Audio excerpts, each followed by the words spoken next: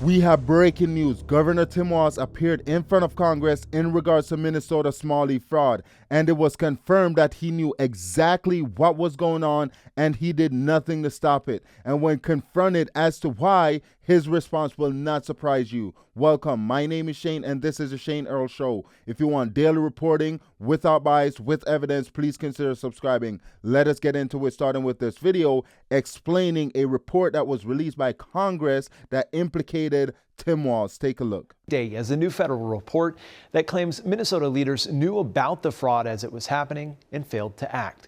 That report, released by the House Committee on Oversight, claims senior officials in both Walz and Ellison's office were aware of credible fraud concerns as early as 2019 within DHS and by April 2020 within Minnesota's Department of Education.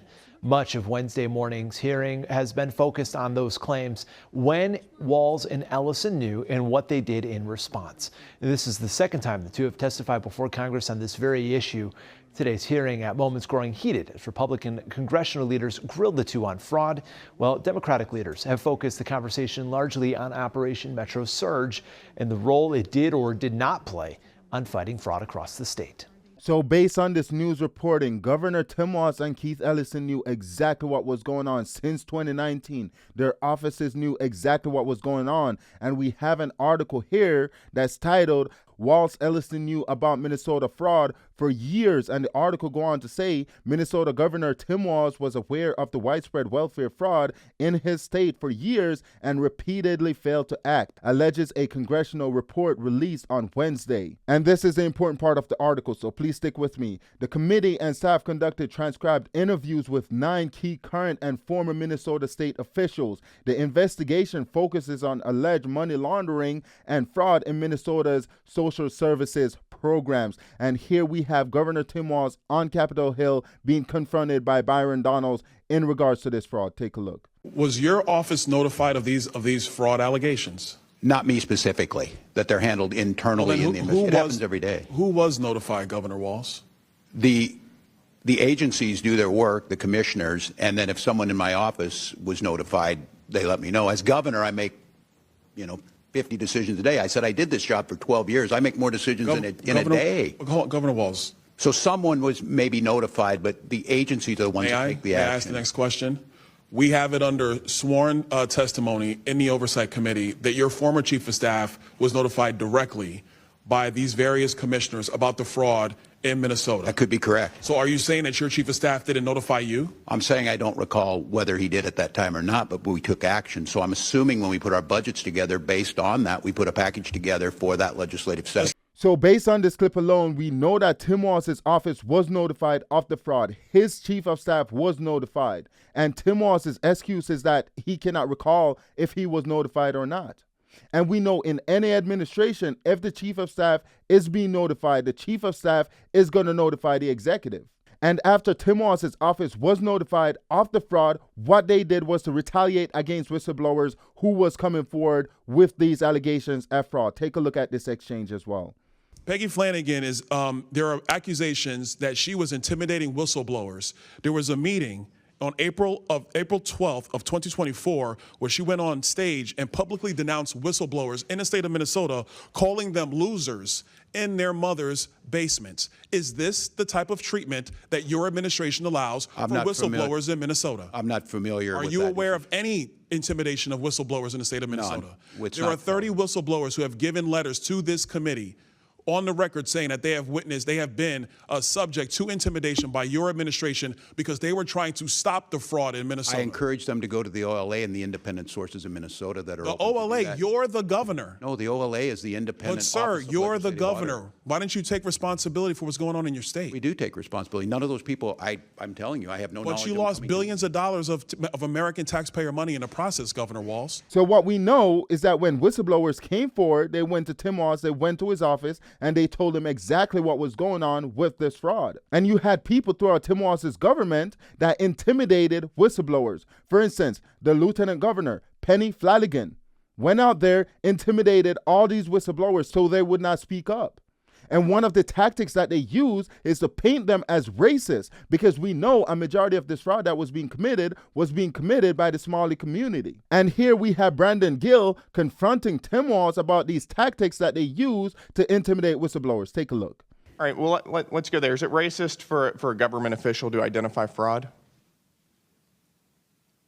No. No. Is it Islamophobic To identify fraud? to identify fraud? No, I don't believe it would be. How come multiple whistleblowers have said that your administration told them not to say anything about widespread fraud across multiple agencies because doing so would be considered racist or Islamophobic?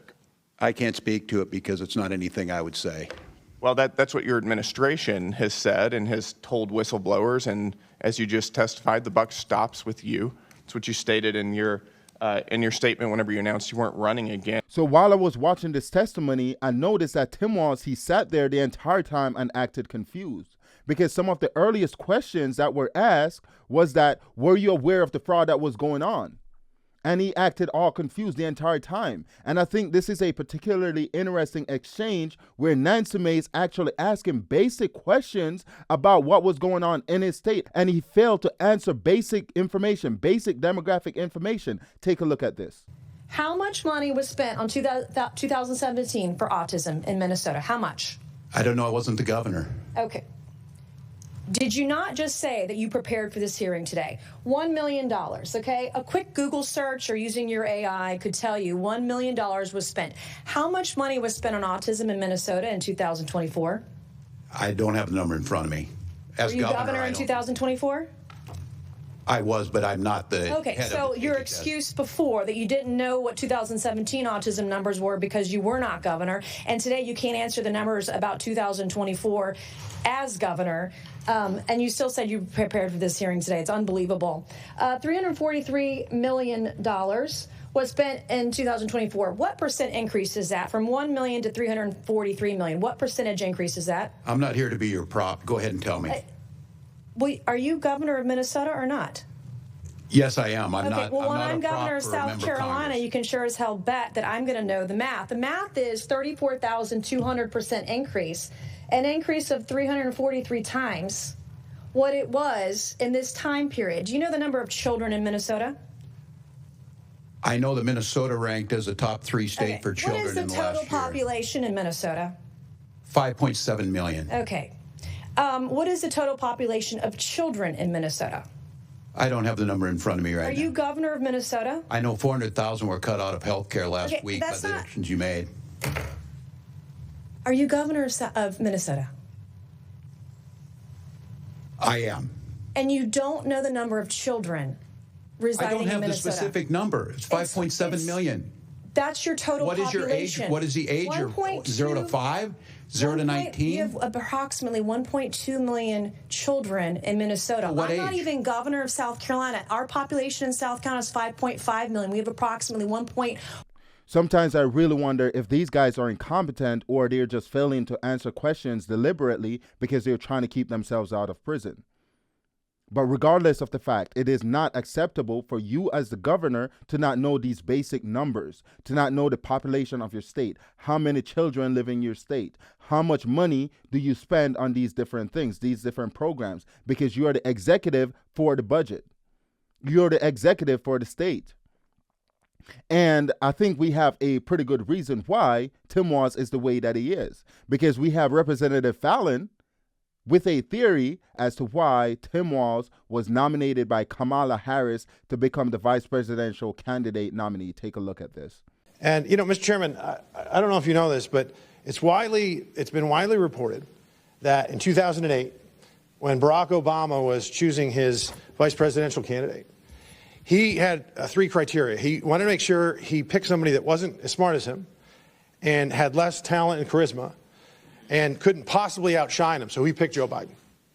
And then Joe Biden in 2020 used the exact same criteria. He wanted to make sure he picked somebody who wasn't as smart as him, had less talent and charisma, and wouldn't outshine him, and he picked Kamala Harris.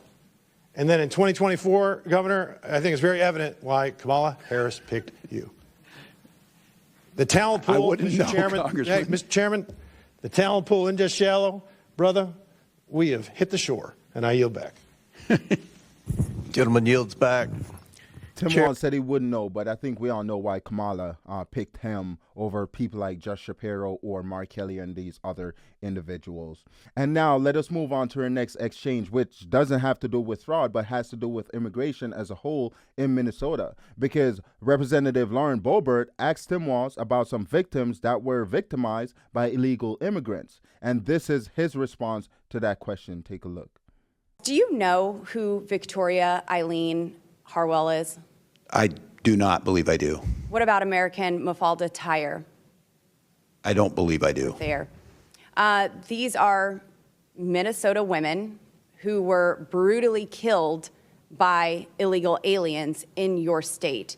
You don't know who they are, so I would also assume that you did not attend their vigils or speak out to their families when they were brutally killed by illegal aliens. I'm not familiar with both of these, no, Congresswoman. No, just the hard-hitting CNN ones. So as I mentioned before, Tim Walz the entire time acted like he didn't know where he was or what was going on. I thought I was watching Joe Biden for a second.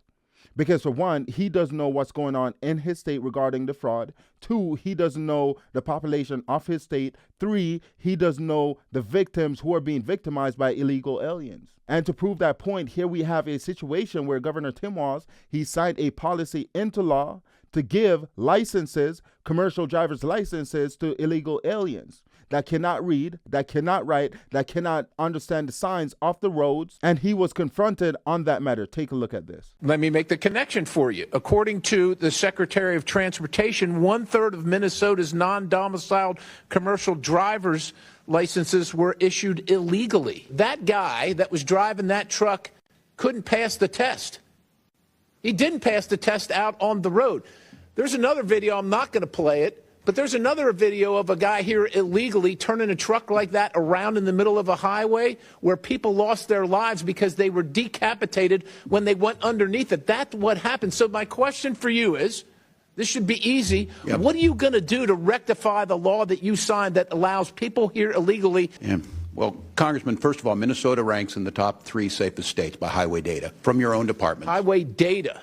The data from the Department of Transportation for highway safety. We have the 3rd. We want everybody on our roads to be licensed. So are you saying based on that you're okay? I'm not okay with that. I'm not okay with you or I speeding. I'm not okay with DUI. But you signed this law that allows for that.